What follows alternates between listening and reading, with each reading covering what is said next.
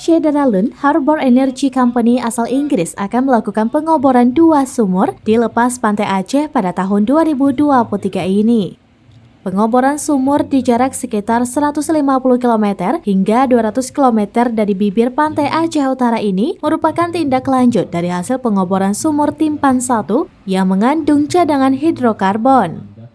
Hal itu diutarakan Designated Community Investment Harbour Energy Company Manager Andri Kristianto di sela-sela penyerahan beasiswa pada puluhan mahasiswa di Pelabuhan Krunggekuh Aceh Utara pada Rabu 8 Maret 2023. Namun, untuk menggali potensi lebih lanjut dan mengkonfirmasi temuan cadangan hidrokarbon di Timpan 1, pihaknya akan melakukan pengoboran di 2 sumur lagi.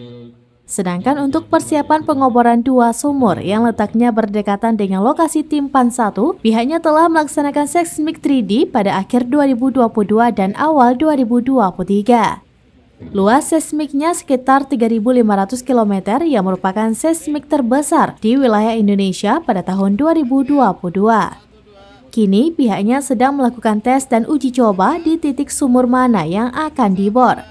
Sedangkan jadwal pengoboran di 2 sumur akan berlangsung di kuartal 3 atau kuartal 4 tahun ini.